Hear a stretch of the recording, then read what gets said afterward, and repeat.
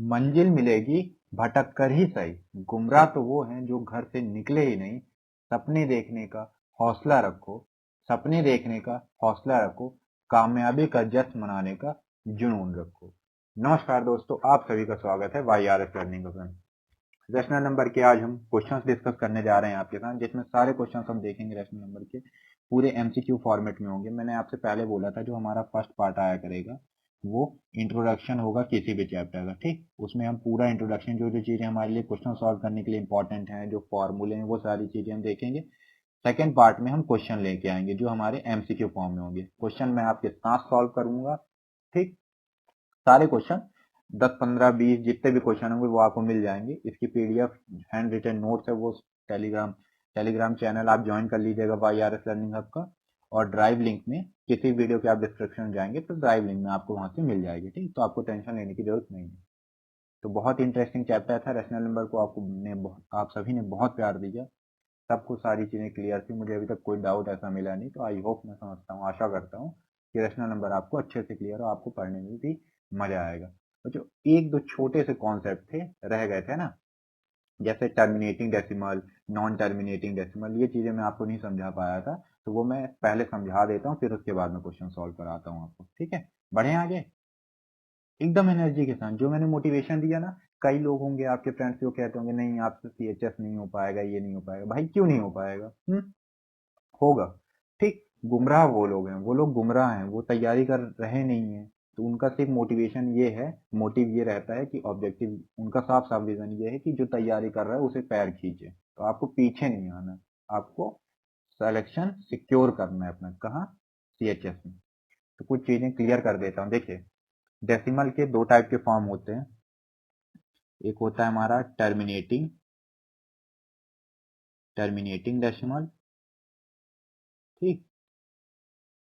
एक होता है हमारा non terminating decimal, terminating decimal, ठीक है। दोनों क्लियर है? नॉन टर्मिनेटिंग, ठीक, क्लियर है। इसके दो पार्ट है, तो वो मैं अभी आप बाद में बताऊंगा आपको, नेक्स्ट स्लाइड में वो कवर कर लेता हूँ। पहले मैं आपको टर्मिनेटिंग डेसिमल समझ लेता हूँ। सबसे पहले मैं एग्जांपल लिख लेता हूँ। लिख लिया मैं, सपोज दैट 0.6, 4.789 ना, डेसिमल थोड़ा सही है। ये हमारे पास दो एग्जांपल हैं टर्मिनेटिंग डेसिमल के। तो अब इसमें आप पूछोगे कि टर्मिनेटिंग डेसिमल है क्या, कैसे हम समझें। देखो, जो टर्मिनेटिंग डेसिमल होते हैं ना, उसमें एक फिक्स नंबर ऑफ डिजिट होते हैं। जैसे 0.6 तो फिक्स है इसमें कि एक डिजिट है। 4.789 तो मतलब ज्यादा नहीं, 2 से 3 डिजिट तक ही इसमें रिपीटिशन जाते हैं। रिपीटिशन अब हम बोलते हैं कि जैसे 1 पॉइंट है तो 2, 7, 3, बहुत लिमिटेड नंबर ऑफ रहते हैं। 3 हो गया, 4 हो गया, ऐसे, इससे ज्यादा नहीं, ज्यादातर 2 या 3 ही। तो उन्हें अपन क्या बोलते हैं? टर्मिनेटिंग डेसिमल, जिसमें फ्यू रिपीटिशन होते हैं और एक फिक्स नंबर ऑफ डिजिट होती है। ये जो डिजिट्स होती हैं वो फिक्स होती हैं। नॉन टर्मिनेटिंग के अपने पास दो टाइप होते हैं। अब नेक्स्ट स्लाइड में देख लेते हैं नॉन टर्मिनेटिंग की क्या दो एग्जांपल हैं। एग्जांपल नहीं, टाइप्स बता देता हूँ। एक होता है नॉन टर्मिनेटिंग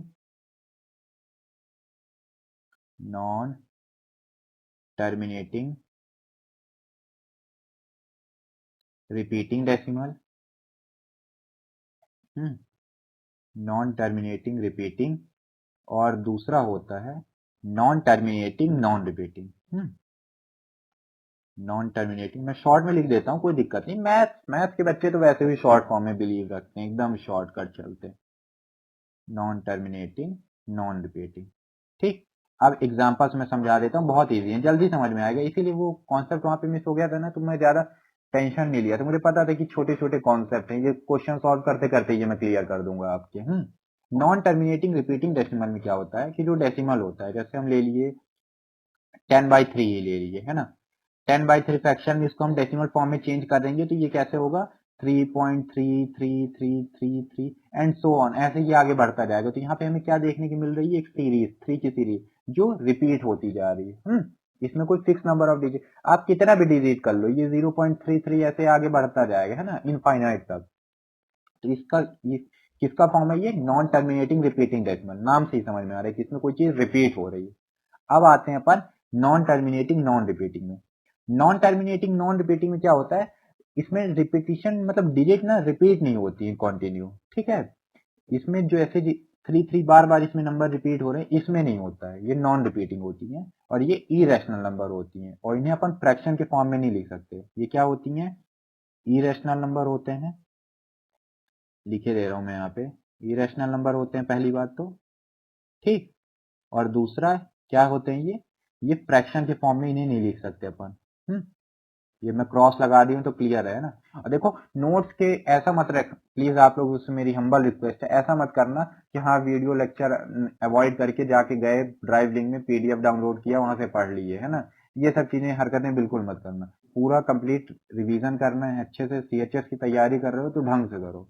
देखो किसी भी एग्जाम की तैयारी करो तो ढंग से करो।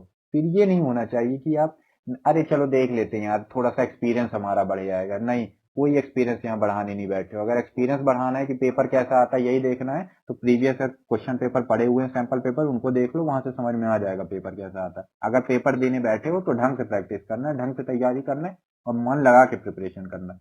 प्रिपरेशन ऐसे ही करना है कि सिलेक्शन हो जाए। ये मैं बहुत से बच्चों का एक्सक्यूज रहता है, सर हो गया देखने में क्या जाता, भर देते हैं। सीएचएस का भी भर दिए, जवाहर नवोदय विद्यालय का भी भर दिए, सैनिक स्कूल का भी भर दिए, देखते हैं सर क्या जाता है हमारा। तो फॉर्म की फीस, पेपर देखना है तो सैंपल पेपर अपलोड है, वहां से देख लेना, ठीक। अगर यहाँ पे तैयारी कर रहे हो तो अच्छे से करो, ठीक। और Y R S learning hub channel को सब्सक्राइब कर लेना, इंस्टाग्राम और बेल आइकॉन ऑन कर लेना, टेलीग्राम चैनल ज्वाइन कर लेना, वहां पे इंपॉर्टेंट अपडेट्स मिलती रहेंगी और कम्युनिटी पोस्ट रेगुलर चेक करते रहना, किसी भी फेक न्यूज में मत फंसना, ठीक। किसी एचएस फॉर्म आ गया, सर्च करे फॉर्म नहीं आया, सर फॉर्म नहीं आया, अरे बाबू तुमको उससे क्या लेना देना। फॉर्म आएगा तो तुम्हें इन्फॉर्मेशन मिलेगी, तुम्हारा काम है तैयारी करना, तो तुम तैयारी में मन लगाओ। तुम 6 घंटे अपने फॉर्म सर्च करने में निकाल दो, मान लो फॉर्म आ भी गया होगा तो अच्छा क्या होगा, फॉर्म भर लोगे बस। तो तैयारी तो करो, जब फॉर्म आएगा तो वैसे भी बता दिया जाएगा, आपको सारी इन्फॉर्मेशन दी जाएगी, ठीक। चलो एमसीक्यू स्टार्ट करें, मजा बहुत आने वाला है। फर्स्ट है, विच of the following is a rational number. Rational number की क्या डेफिनेशन में बताया था कि पी बाई क्यू के फॉर्म में रहते हैं और जो क्यू रहेगा इज नॉट इक्वल टू 0 रहेगा और जो पी और क्यू रहेंगे वो इंटीजर रहेंगे। बताया था कि नहीं बताया था? चलो नंबर जल्दी देखो, इसमें बताओ कौन सा है रैशनल नंबर, कौन सा है। देखो ऑप्शन ए √2, नहीं ये रैशनल नंबर नहीं है, क्यों, अंडर रूट में तो रहता ही नहीं है। बी नंबर पाई, पाई भी रैशनल नंबर नहीं होता। ये चीजें बेसिक कॉन्सेप्ट है ना, मैं पहले से ही बता चुका हूँ कि पाई रैशनल नंबर नहीं होता है। डी देख लेते हैं अपन, √3, ये भी अंडर रूट में, ये भी रैशनल नंबर नहीं है। ऑप्शन बचा C, C is right answer. क्यों राइट है भाई? सी को देखो क्या है, -7/5, -7/5 पी बाई क्यू के फॉर्म में है। Q is not equal to 0 है, 5 0 की इक्वल कहाँ है, और पी क्यू दोनों इंटीजर्स हैं। क्लियर? चलो तो राइट ऑप्शन क्या है, ऑप्शन सी। आगे बढ़ते हैं। The standard form of -18/24 is, मैं बताया था ना स्टैंडर्ड फॉर्म क्या होती है, कि जब दोनों का कॉमन फैक्टर 1 हो वहां पे उस टाइम पे, ठीक है। न्यूमरेटर और जो डेनोमिनेटर आपके हो उसका कॉमन फैक्टर सिर्फ क्या होना चाहिए, 1।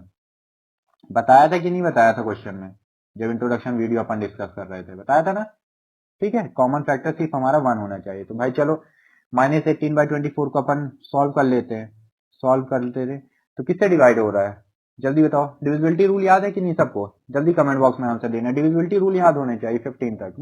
बहुत अपने को टाइम नहीं लेना है कि अरे 2 की टेबल पढ़ रहे हैं फिर 3 से डिवाइड कर रहे हैं, 4 से डिवाइड कर रहे हैं। इतना याद रखो, 20 क्वेश्चन है, 100 क्वेश्चन आएंगे, लिमिटेड टाइम है, एक क्वेश्चन के लिए 1 से 1.5 मिनट, तो कैलकुलेशन बहुत फास्ट होनी चाहिए। तो उसकी प्रैक्टिस आपको फर्स्ट डे से करनी है। तो किससे अपन डिवाइड कर लें जल्दी बताओ? 6 से, -3 4, 6 3 जा 18, 6 4 जा 24, -3/4 आया। स्टैंडर्ड फॉर्म कहाँ दिख रही है -3/4? ऑप्शन ए में दिख रही है, ऑप्शन ए अपना सही है। आगे बढ़े, क्लियर है? Okay, which of the following is the additive inverse of 5/9? जल्दी बताओ एडिटिव इनवर्स क्या था। एडिटिव इनवर्स और मल्टीप्लिकेटिव इनवर्स दोनों चीजें बताया था कि मैं नहीं बताया था? जल्दी जल्दी जल्दी बताओ क्या है। क्वेश्चन एकदम तुरंत है ना, साथ साथ में सॉल्व करते रहना, मेरा वेट मत करना कि सर बताएंगे तब सॉल्व करेंगे। अच्छा एडिटिव इनवर्स आप लोगों ने बताया था क्या? चलो मैं क्लियर कर देता हूँ एडिटिव इनवर्स क्या होता है। एडिटिव इनवर्स, अरे ये छोटे छोटे टॉपिक हैं बच्चों, इनमें बहुत ज्यादा लोड लेने की जरूरत नहीं है, क्वेश्चन के साथ ही मैं खत्म कर दूंगा। कोई भी नंबर है, मान लो सपोज दैट आपके पास +5 है, वैसे प्लस का सिंबल लगता नहीं है लेकिन मैं अभी बता दे रहा हूँ, उसका जो एडिटिव इनवर्स होगा वो नेगेटिव होगा। एडिटिव इनवर्स ऐसा नंबर होता है जैसे ये नंबर है p, इसको आप किसी भी नंबर उसी नंबर के साथ एडिटिव इनवर्स के साथ जब ऐड करोगे तो उसका आंसर 0 आता है हमेशा। दोनों हमेशा क्रॉस हो जाते हैं, उसे अपन एडिटिव इनवर्स बोलते हैं। बात समझ में आई कि नहीं? जल्दी बताओ बात समझ में आई कि नहीं? आई होप आप लोगों को समझ में आ गया होगा कि एडिटिव इनवर्स क्या होता है। एकदम कमेंट बॉक्स में एकदम आंसर चलते रहना चाहिए, है ना, कि क्या चीजें होती हैं एडिटिव इनवर्स में। जब चीज बता दिया तो हाँ बोलो कि यस सर क्लियर है हमें, है ना। और अगर नहीं समझ में आया तो फिर से बताओ कि नहीं क्लियर है सर, नहीं समझ में आया, फिर से एक बार बता दीजिए। चलो एडिटिव इनवर्स क्लियर है। तो 5/9 का एडिटिव इनवर्स क्या होगा? 5/9 में ऐसा कौन सा नंबर ऐड करोगे कि उसका आंसर 0 आएगा?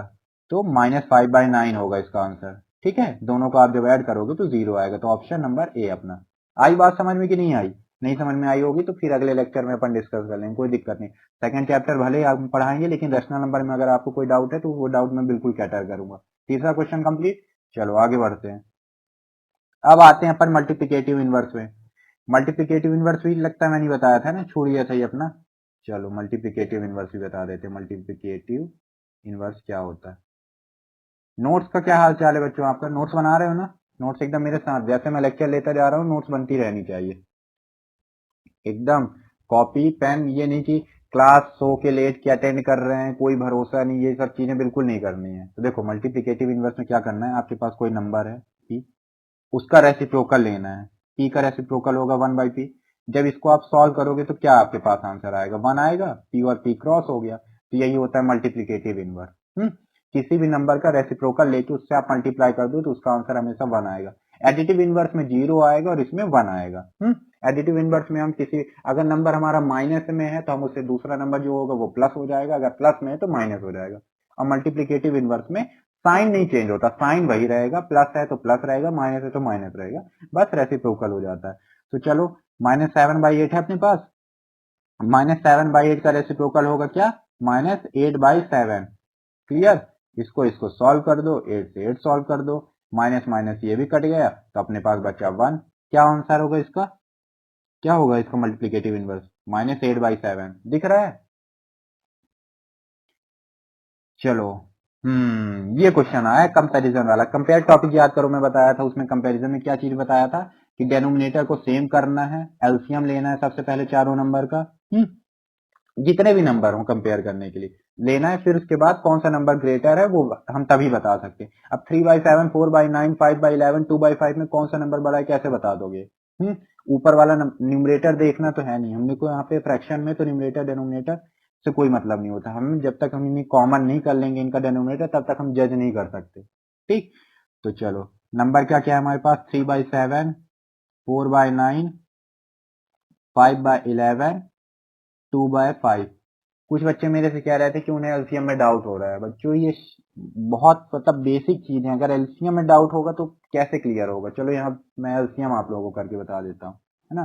बाकी ये सब चीजें मैं एक्सपेक्ट नहीं रखता हूँ आपसे, है ना, कि ये सब चीजें आपको मुझे समझानी पड़े। चलो एलसीएम कैसे निकालते हैं वो मैं आप लोगों को सिखा देता हूँ आज।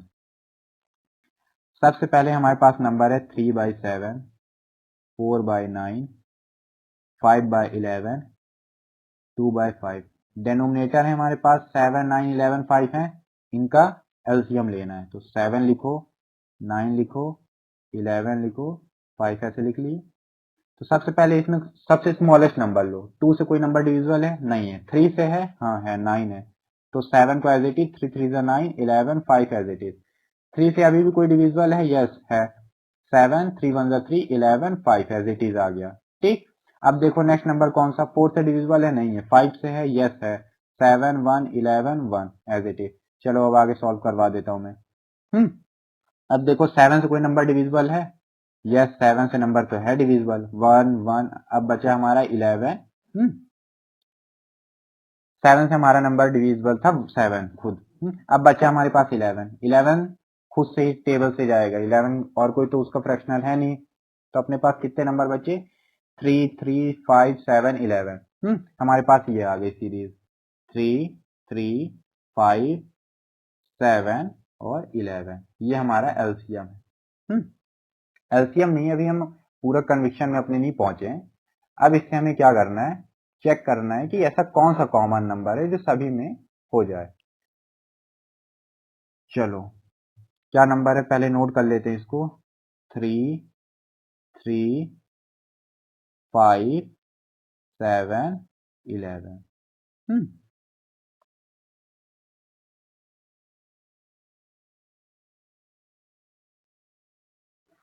ठीक है, तो हमारे पास क्या आ गया था एलसीएम? 3, 3, 5, 7 और 11। इन सब का मल्टीपल क्या होगा? ये अभी एक रॉन्ग, मतलब रॉन्ग नहीं, सॉरी, लॉन्ग प्रोसेस के थ्रू हो रहा है। फिर इसके बाद मैं एक इजी सॉल्यूशन भी आपको दूंगा इजली, है ना। तो इसमें थोड़ा सा टाइम लग रहा है, तो इससे क्या है, आपको चीजें अंडरस्टैंड हो जाएंगी ना, समझ में आ जाएगा। मान लो क्या होता है, कई बार शॉर्ट मेथड में फंस गए, तो लॉन्ग मेथड रहता है ना, तो लॉन्ग मेथड हमेशा ज्यादातर ऐसे एग्जाम में होता है कि बच्चों को याद रह जाता है। इसको आप जब सबको सॉल्व करोगे ना, तो हमारा आंसर आएगा 3465। ठीक, बहुत लंबी कैलकुलेशन है, कर लेना, ठीक है ना। कैलकुलेशन देखो, जितना जल्दी जल्दी कैलकुलेशन की प्रैक्टिस करोगे ना उतना अच्छा रहेगा। अब जैसे यहाँ पे मैं डायरेक्टली मैं आपको बता दिया ना, लेकिन आप डायरेक्ट मत करो। सबसे पहले तो आप सॉल्यूशन देखो ही मत, क्वेश्चन जैसे आपके सामने है वीडियो पॉज करो, क्वेश्चन सॉल्व करो, नहीं बन रहा तब देखो सॉल्यूशन। तो जैसे 3465 हो गया। अब जैसे हमारा 73465, ठीक है, तो हम सारी क्या करेंगे, इक्वेशन को जो हमारी फ्रैक्शन में जितने थे सबको अपन अलग अलग लिख लेंगे। ठीक, समझ में आई बात की नहीं? जैसे फ्रैक्शन, जैसे देखो 3/7 था, 3/7, है ना, 4/9, क्योंकि हम कंपेयर कर रहे हैं।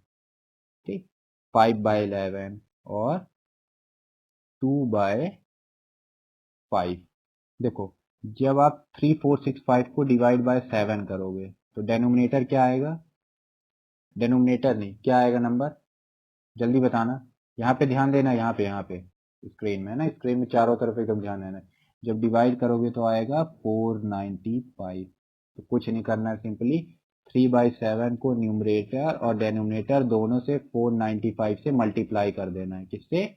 495 से मल्टीप्लाई कर देना है। मल्टीप्लाई कर दोगे तो आपका आंसर आएगा खुद 1485 अपॉन 3465। नीचे 3465 ही आएगा। वो तो हम नंबर, एक कॉमन नंबर जो होता है यहाँ पे फाइंड करने के लिए हम 7 से पहले डिवाइड कर देते हैं। हो गया क्लियर पहला?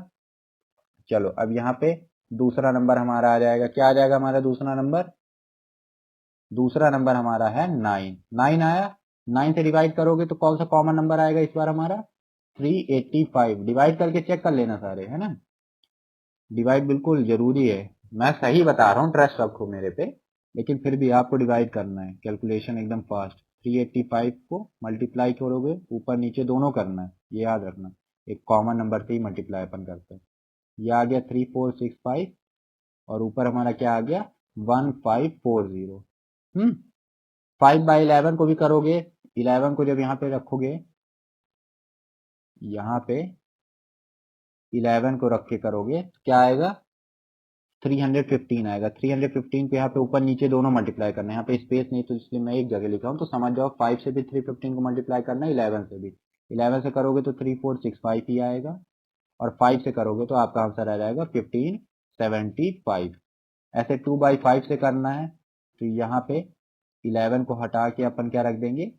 5 रख देंगे। 2/5 से करोगे आप तो 693 को करना है, तो हमारा आ जाएगा 1386 अपॉन 3465। बस बहुत इजी है। अब देख लो सबसे बड़ा नंबर कौन सा है। देखो सारे डेनोमिनेटर सबके कॉमन हो गए, 3465, 3465, 3465। न्यूमरेटर देख लो, किसका न्यूमरेटर बड़ा है, जल्दी बताओ, कंपेयर करो। अब तो आंसर चमक रहा होगा आपको। 1575 है ना बड़ा, तो हमारा कौन सा आंसर बड़ा है? कौन सा ऑप्शन करेक्ट है हमारा? 5/11।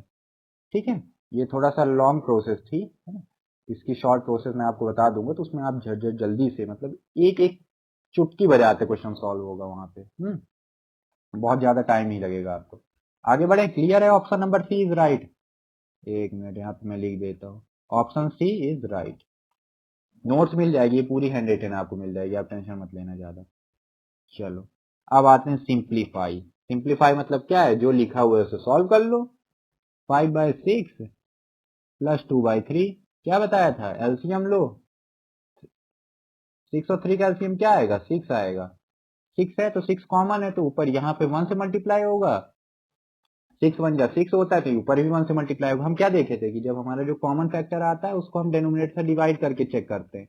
6 से डिवाइड करेंगे तो 1 आया तो यहाँ ऊपर नीचे इसमें 1 से मल्टीप्लाई करो तो 5 हो जाएगा ये, प्लस 6 हमारा दोनों के लिए है। अब 3 को डिवाइड करके देख लो तो हमारा क्या आया? 2 आएगा।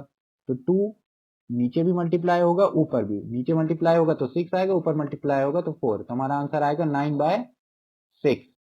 कहाँ पे है 9/6? जल्दी देखिए 9/6 कहाँ पे है? 9/6 एक मिनट, यहाँ तो 9/6 कहीं ऑप्शन में ही नहीं बच्चों। 2 2 जा 4, 6 1 जा 6, 5/6। क्वेश्चन में कहीं मिस्टेक तो नहीं है? 5/6 प्लस 2/3, इसको क्या करना था अपने को? सॉल्व करना था 9/6। सही है, ऑप्शन मिसमैच हो गए हैं तो है ना, इसके आप ऑप्शनों में ध्यान मत देना। 9/6 इसका राइट आंसर है। क्या आंसर है इसका? 9/6। चलो सेकंड सिंप्लीफिकेशन आ गया। ठीक है, 7/12 माइनस 5/18। 12 और 18 का क्या होगा? एलसीएम क्या होगा? 36। तो 18 को 36 से डिवाइड करोगे तो 2 आएगा, तो 2 को ऊपर नीचे मल्टीप्लाई कर देना। 12 को करोगे तो 3 आएगा, तो 3 को ऊपर नीचे मल्टीप्लाई कर देना। 7 3 जा 21 माइनस 10, 5 2 जा 10 होगा हमारा। 21 माइनस 10 कितना होगा? 11/36। सही है, 11/36। ऑप्शन ए इज राइट हमारा। मिल गया ना? वो एक क्वेश्चन में हो जाती है कई बार ऑप्शन, है ना। अब सीएचएस का पेपर आप दोगे ना, पेपर देने के बाद आंसर शीट में उनकी गलती आ जाती है, तो वो सारी चीजें चलती हैं। चलो क्या पूछा है? The sum of -3/4 and -5/8 is. हमसे सम पूछा गया -3/4 प्लस -5/8 का। तो अपने क्या पढ़ा था? प्लस और माइनस क्या हो जाता है? माइनस हो जाता है। तो -3/4 -5/8 ये हमारा हो गया। अब सॉल्व कर लो। 4 और 8 का एलसीएम 8 होगा। 4 को 2 से मल्टीप्लाई करना है क्योंकि 8 से डिवाइड करोगे तो 2 आएगा। ये हो गया हमारा -6 और 8 है यहाँ पे तो 1 से करना है। अब यहाँ पे -5, माइनस माइनस क्या हो जाता है? प्लस हो जाता है। तो हमारा आंसर आएगा माइनस, और सिंबल माइनस का ही रहता है। माइनस और माइनस हमेशा प्लस होते हैं और सिंबल हमेशा माइनस का आता है। तो यहाँ पे आएगा हमारा आंसर -11/8। क्लियर है कैसे हुआ? समझ में आया कि नहीं आया? नहीं समझ में आएगा तो कमेंट बॉक्स में एक बार, नहीं समझ में आएगा तो एक बार में क्वेश्चन नंबर मार्क कर देना कि सर ये हमें नहीं समझ में आया, तो नेक्स्ट क्लास में डिस्कस कर लेंगे अपन। चलो आगे बढ़े। Option number A is right. इसमें अपन ने बहुत सा प्यारा रूल पढ़ा था। क्या पढ़ा था? A/B डिवाइडेड बाय C/D है, तो कुछ नहीं करना है हमारा। A/B एज इट इज रहेगा, यहाँ पे मल्टीप्लाई बाय और D/C हो जाएगा। यहाँ पे इसको अपन रेसिप्रोकल ले लेंगे C/D का। ठीक है, तो यहाँ पे भी बस वही करना है। 7/10 है, डिवाइड बाय -14/5। माइनस देख के डरना नहीं है ना, डरना तो है ही नहीं, क्योंकि YRS लर्निंग हब जैसे चैनल में आप पढ़ाई कर रहे हो। ठीक है ना, जब यहाँ के टीचर्स नहीं डर रहे हैं किसी से, तो आप क्यों डरोगे फिर? तो मल्टीप्लाई -5/14 हो जाएगा हमारा। 7 से 7 2 जा 5 2 जा, हमारा आंसर क्या आ जाएगा? यहाँ पे ऊपर -1, नीचे 2 2 जा 4, हमारा आंसर आएगा -1/4। देखो 1/4 कहाँ? -1/4, ऑप्शन नंबर ए। 9th का ऑप्शन ए इज राइट। नहीं समझ में आएगा तो कमेंट बॉक्स में क्वेश्चन पिन कर देना, है ना, क्वेश्चन नंबर लिख देना, मैं समझा दूंगा। Which of the following fraction is equal to -6/9। ये बोला गया है कि ये जितने भी फ्रैक्शन गिवन है, -6/9 इनमें से किससे मैच कर रहा है, इक्विवेलेंट है, किसके इक्वल है। भाई देख लो, 6/9 आपको क्या लग रहा है कि ये फर्दर डिवाइड हो सकता है? अभी देखो 6 और 9 का क्या कॉमन फैक्टर 1 बस है, 1 भी है, 3 भी है, 1 और 3, जबकि 1 बस होना चाहिए, तो नहीं है, तो इसको डिवाइड कर लो। तो 3 2 जा 6, तो -2, 3 3 जा 9, -2/3। अब देखो कॉमन फैक्टर क्या है? जी हाँ, अब तो कॉमन फैक्टर सिर्फ 1 बचा है ना, और कोई तो कॉमन फैक्टर है ही नहीं। देख लो -2/3। सो -6/9 किसके इक्विवेलेंट है? -2/3 के। आ गया क्वेश्चन समझ में? बहुत अच्छा क्वेश्चन था ये, है ना। चलो ये प्रॉपर्टी से सॉल्व होगा, 6 7th में पढ़े होगे आप, अच्छे से याद होगा आपको, है ना। A⁴ m divided by a की power n is equal to a की पावर m माइनस n। ये पढ़े थे ना प्रॉपर्टी, नहीं पढ़े थे? और एक और प्रॉपर्टी याद दिला देता हूँ इसी से जुड़ी हुई, ए की पावर m इंटू ए की power n is equal to a की पावर m प्लस n। यहाँ उल्टा होता था, मल्टीप्लीकेशन में ऐड हो जाती थी, डिवीजन में डिवाइड हो घट जाती थी। इसमें ये पूछा गया है क्वेश्चन में कि ये जितनी भी इक्वेशन है इसमें से x बाई 3 के इक्वल कौन सी है। तो इसको सॉल्व कर लेते हैं। ए ऑप्शन को सॉल्व करोगे तो x की पावर 6 डिवाइडेड बाय x की पावर 3 है। इसको आप x ए की पावर m डिवाइडेड बाय इस वाले पहले वाले से सॉल्व करके देखो तो x की पावर 6 माइनस 3 हो जाएगा। तो हमारा आंसर आएगा x की पावर 3। ओ ग्रेट, पहला ही ऑप्शन हमारा करेक्ट हो गया, वेरी गुड, है ना। आज तो एकदम लकी हैं अपन लोग, पहला ही ऑप्शन हमारा करेक्ट निकल गया, ठीक है ना। दूसरा वाला सॉल्व कर लेना, x की पावर 6 मल्टीप्लाई बाय x की पावर 3 है तो x की पावर 6 प्लस 3, तो दूसरा वाला x की पावर आपका 9 हो जाएगा।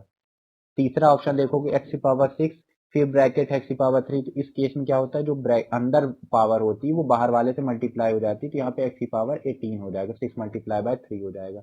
इसमें देख लेना, ये इस केस में आपको ध्यान नहीं देना, ऐसा कुछ होता है नहीं। ठीक है, क्लियर है। चलो आगे बढ़ते हैं। हमसे पूछा गया बहुत ही प्यारा, can we write zero in the form of P by Q. मैं आपको 10 बार समझा चुका हूँ, यस जीरो को आप पी बाई क्यू के फॉर्म में लिख सकते हो, क्योंकि हमने क्या पढ़ा था, Q is not equal to zero होता है, पी जीरो हो सकता है हमारा।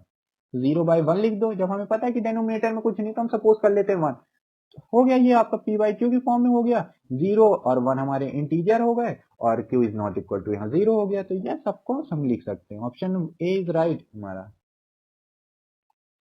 The product of two rational number is always rational number, आंख बंद करके ये याद कर लो, the product of two rational number is always rational number. मैं पढ़ाया था ना लास्ट में, 3-4 टॉपिक आपको मैंने बताया था, बोले थे कि इससे याद कर लेना, इसे मेमोराइज कर लेना। नेक्स्ट है, विच of the following is the rational number. Repeating जब मैं पढ़ा रहा था तो क्या बताया था आपको, याद करो। रिपीटिंग जब डेसिमल में आपको पढ़ा रहा था तो उसमें मैंने आपको कोई चीज बताई थी, जल्दी जल्दी याद करो सब, बताओ मैं क्या बताया था।